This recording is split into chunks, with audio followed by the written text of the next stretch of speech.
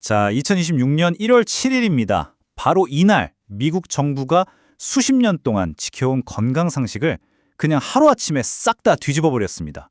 미국을 다시 건강하게 만들겠다, 뭐 이런 기치 아래서요. 완전히 새로운 보건 정책이 나온 건데 이게 도대체 뭘 의미하는 건지 오늘 그 속을 한번 제대로 파헤쳐 보겠습니다. 이 모든 변화의 중심에는요, 새로운 보건복지부 장관의 이 한마디가 딱 자리 잡고 있어요. 가공식품은 이제 끝이다. 진짜 음식과 의료 선택권을 되찾겠다. 이게 그냥 뭐 정책 살짝 고치는 수준이 아니고요. 미국의 보건 패러다임 자체를 완전히 바꾸겠다는 그런 선전포고나 다름없었죠. 네, 다시 한번 말씀드리지만 이건 정말 단순한 업데이트가 아니에요.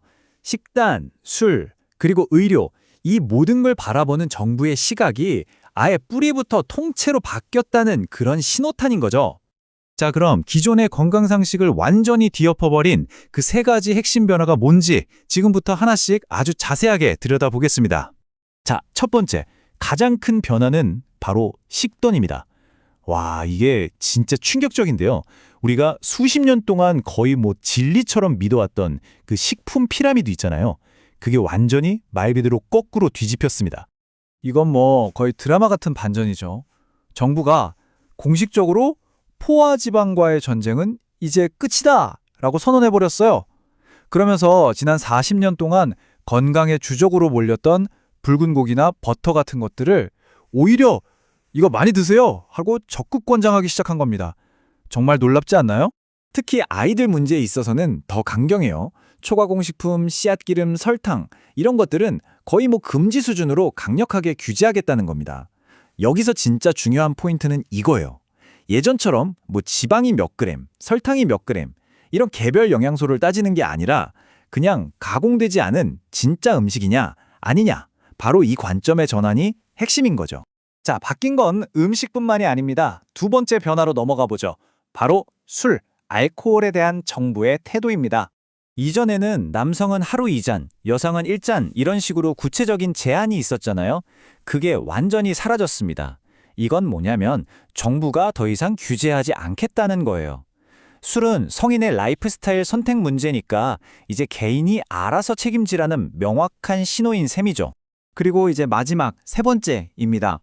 아마 이게 오늘 얘기하는 것 중에 가장 논란이 많고 또 파장이 클 변화일 텐데요. 바로 아이들 예방접종에 관한 이야기입니다. CDC가 비형간염, 독감, 로타바이러스 이런 굉장히 중요한 백신들에 대한 지침을 바꿔버렸어요. 이제 이 백신들은 특별히 고위험군이 아니라면 모든 아이에게 권장하지는 않는다 이렇게 분류가 된 겁니다. 이런 백신 정책 변화의 가장 핵심적인 원칙, 그들이 내세우는 건 바로 의료 선택권입니다. 그러니까 부작용이 우려되고 또 자연 면역도 중요하니까 정부가 일방적으로 이거 맞아라 하는 것 대신에 부모와 의사가 직접 판단하고 선택할 수 있게 하겠다는 거죠. 자, 그럼 이렇게 급진적인 정책 변화가 과연 시장, 그러니까 경제에는 어떤 영향을 미칠까요? 누가 웃고 누가 울게 될지 한번 보죠. 먼저 승자부터 볼까요? 당연히 육류나 유제품 산업이겠죠. 정부가 먹으라고 하니까요. 그리고 신선식품을 파는 소매업체들, 또 규제가 풀린 주류산업, 이런 것들이 가장 큰 혜택을 볼 걸로 예상됩니다. 정부가 공식적으로 이거 좋다고 하니 수요가 폭발적으로 늘 거라는 전망이 지배적입니다. 반면에 패자도 있겠죠. 우선 제약, 바이오테크 산업이 타격을 받을 거고요.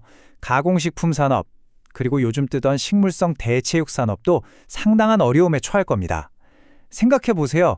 필수 백신 목록이 줄어드니 제약사는 당연히 매출이 줄 거고 진짜 고기를 먹으라는 분위기 속에서 대체육이 설 자리는 점점 좁아지겠죠. 좋습니다. 그럼 경제적인 측면 말고요.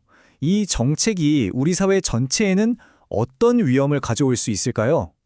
이번엔 의료계의 경고에 한번 귀를 기울여 보겠습니다. 전문가들이 꼽는 주요 위험은 크게 세 가지입니다. 첫째, 비형간염처럼 백신으로 충분히 막을 수 있었던 질병들이 다시 퍼질 수 있다는 거. 이건 정말 심각한 공중보건의 위기죠. 둘째, 이 정책을 두고 의료계와 정부가 정면으로 충돌하면서 사회가 분열될 수 있다는 점. 그리고 마지막으로 이런 갈등 속에서 과학 자체에 대한 대중의 신뢰가 완전히 무너져 내릴 수도 있다는 겁니다. 자, 그럼 이제 거의 다 왔습니다. 이 모든 변화가 결국 우리에게 바로 당신에게 어떤 의미가 있을까요?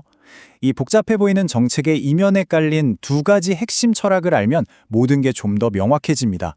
한번 정리해 볼게요. 이 정책을 또받치는 두 개의 큰 기둥이 있습니다. 첫째는 자연주의로의 회귀, 둘째는 규제 완화입니다. 무슨 말이냐면 가공된 것 말고 자연 그대로의 음식을 먹고 인위적인 것보다 자연 면역을 믿자는 거죠. 그리고 정부가 이래라 저래라 통제하기보다는 개인의 선택과 시장의 자유를 더 중요하게 생각하자는 겁니다.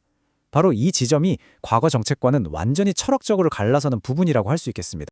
결국 이 거대한 흐름은요, 기업들이 사업 전략을 짜는 방식, 투자자들이 돈을 어디에 넣을지 결정하는 법, 그리고 우리 한 사람 한 사람이 어떤 건강 정보를 믿고 따를지 판단하는 방식까지 우리 삶의 모든 영역에 직접적인 영향을 주게 됩니다. 바로 그래서 우리가 이 변화를 그냥 남의 일처럼 볼 수 없는 거죠. 마지막으로 이 질문을 던져보겠습니다. 과연 이 모든 변화는 잃어버렸던 상식을 되찾으려는 대담한 시도일까요? 아니면 미국 전체의 공중보건을 담보로 한 위험천만한 도박일까요? 아마 그 답은 시간이 지나야 알 수 있겠죠. 여러분의 생각은 어떠신가요?